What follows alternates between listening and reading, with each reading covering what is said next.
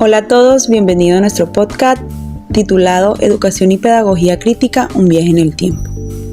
Hoy nos embarcamos en un viaje emocionante en donde haremos un breve recorrido sobre la historia de la educación en nuestro país Colombia y analizaremos cómo la pedagogía crítica ha transformado la enseñanza. Es por esto que surge lo siguiente: ¿alguna vez se han preguntado cómo ha cambiado la educación desde la época colonial hasta el día de hoy? Pues los invito a quedarse para que lo exploremos juntos. Se hablará de cómo ha evolucionado la educación, los problemas que continúan y cómo la pedagogía crítica ha buscado hacerla más significativa e inclusiva. Para esto se tomó como base los textos de autores como Maldonado, Girot, Paulo Freire, Francisco Habermas, Pérez e Hidárraga, para poder entender mejor el proceso. Comencemos. Historia de la educación en Colombia. Para poder entender la educación actual en Colombia, debemos retomar sus orígenes. ¿Sabían que en la época colonial la enseñanza estaba en manos de la iglesia y su principal objetivo era evangelizar? Pues sí. En la época colonial la enseñanza estaba solo en manos de la iglesia, la cual tenía el objetivo principal de evangelizar. Y no todos podían estudiar, solo las élites tenían acceso a la educación y esto limitaba enormemente las oportunidades para la mayoría de la población. Luego, con la independencia, se empezó a hablar de una educación más laica y abierta. ¿Pero qué es laica y abierta? Esto era un enfoque educativo que buscaba ser neutral en materia religiosa, buscando promover una educación más inclusiva y accesible para todos. ¿Pero realmente se logró un cambio? Sí, claro que sí. En 1821, con la Ley 8, se estableció la instrucción pública obligatoria para niños entre 6 y 12 años, buscando una educación gratuita e igual para todos, sin distinción de raza y clases sociales. Sin embargo, continuaron las desigualdades significativas. En el siglo XX, la Ley 115 de 1994, que para los que no saben es la misma Ley General de Educación, busca una mejora en el acceso a la educación para todos. Aunque siendo sinceros, aún se ven grandes brechas en la educación rural y urbana. Entonces, hablemos de pedagogía crítica. ¿Alguna vez han sentido que en la escuela solo nos enseñan a memorizar sin cuestionar nada? Supongo que sí. Justo de eso trata la pedagogía crítica. Según Maldonado, esta corriente busca que los estudiantes no solo sean receptores pasivos, sino que participen activamente en su aprendizaje y cuestionen la realidad. De igual forma, Marx, en su texto Teoría Crítica y Teoría Tradicional, resalta el gran valor de esta pedagogía, donde le da poca relevancia a la tradicional. Mientras ésta busca explicar la realidad sin transformarla, la teoría crítica no solo pretende explicarla, sino también contribuir a su transformación en favor de la justicia social. ¿No creen que es justamente eso que necesitamos hoy en día? Habermas propone fortalecer la razón comunicativa, es decir, fomentar espacios de diálogo libre, donde las personas puedan contribuir a acuerdos sin imposiciones externas. En consonancia con esta visión, figuras como Henry, en su obra La pedagogía crítica en tiempos oscuros, subraya la importancia de una educación que forme ciudadanos capaces de pensar críticamente y actuar de forma autónoma. Girus enfatiza que los educadores deben cultivar en las aulas el diálogo y el debate, herramientas que son esenciales para fortalecer el pensamiento crítico de los estudiantes y así conectar la educación con la realidad social y política de la comunidad. De igual forma, destaca el papel del maestro como agente social comprometido con la justicia y la democracia, lo que complementa la idea de Habermas sobre la necesidad de espacios de diálogos auténticos para la construcción de una sociedad más justa. Claro, y en Colombia hemos visto ejemplos de esto en la educación popular, donde las comunidades mismas construyen su conocimiento en lugar de solo recibirlo. Hoy quiero que reflexionemos sobre una pregunta fundamental.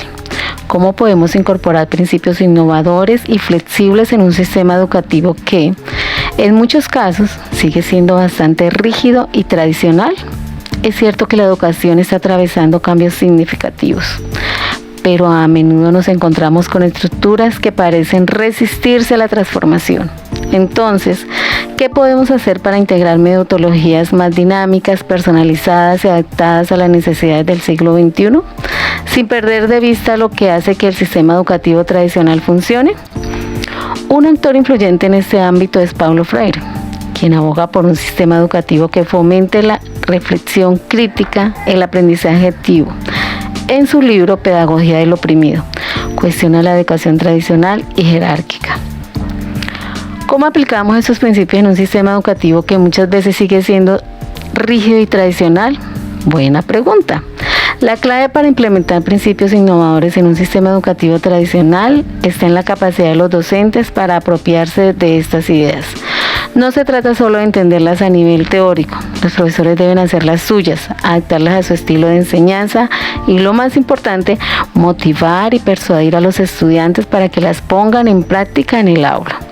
Al involucrar a los estudiantes de manera activa y crear un ambiente donde se sientan parte del proceso de cambio, podemos transformar la rigidez del sistema y generar un aprendizaje más dinámico y significativo.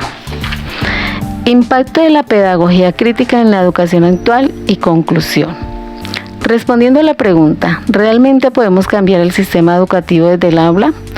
La cuestión de si podemos transformar el sistema educativo desde el aula es bastante compleja, pero la respuesta puede ser un rotundo sí.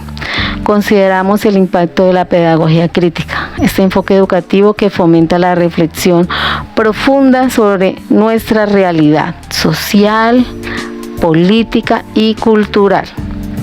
Es clave para cambiar los procesos de enseñanza y aprendizaje. Sin embargo, aunque el aula pueda ser un espacio propicio para el cambio, la verdadera transformación del sistema educativo necesita que las políticas y estructuras más amplias también se alineen con estos principios críticos. La pedagogía crítica, al desafiar las formas tradicionales de enseñanza, nos invita a repensar no solo los métodos de enseñanza, sino también los objetivos y propósitos del sistema educativo en su conjunto. Por lo tanto, el cambio puede ser un esfuerzo colectivo. Pero también es importante que haya un respaldo institucional y gubernamental.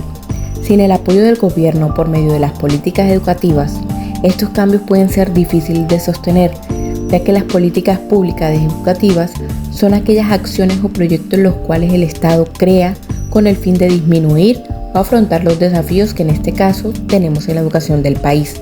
Y claro, se requiere de recursos básicos, con lo que en ocasiones no se cuenta para trabajar de manera diferente dentro del aula y que permita que nuestros estudiantes se apropien aún mejor de las temáticas desarrolladas.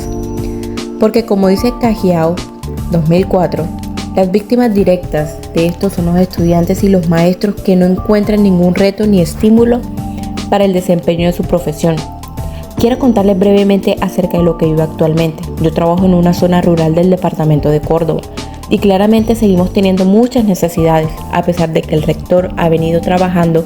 Especialmente este año nosotros los docentes nos sentimos con bastante motivación debido a que hubo incremento en los recursos de gratuidad destinados para la institución y nos dio la oportunidad de expresar necesidades urgentes por áreas y de los cuales vamos a poder disfrutar muy pronto, y que en mi caso, que soy docente de inglés, me sentía de manos atadas para trabajar de una forma más compleja y la verdad no veo la hora de contar con esos nuevos recursos para brindarle calidad y oportunidades a mis estudiantes.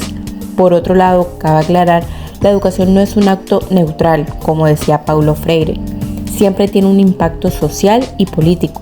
Tanto el maestro como el estudiante son entes fundamentales en este proceso de educación y más aún en la construcción de una sociedad o ambiente justo y equitativo, ya que el primero es aquel que, por ejemplo, puede ofrecer o proporcionar un ambiente respetuoso, inclusivo, de oportunidades, de liderazgo, entre otros aspectos, y el papel del segundo es participar de los diferentes espacios o momentos dentro del y fuera del aula. Es evidente que tenemos el compromiso de impulsar una educación integral que transforme, que no solo transmita conocimientos, sino que empodera a las personas para mejorar su realidad y, por qué no, la de sus semejantes. ¡Wow! Hemos recorrido un gran camino hoy. Esperamos que este episodio les haya dado nuevas perspectivas sobre la historia de la educación y la pedagogía crítica. Gracias por escucharnos. Hasta la próxima.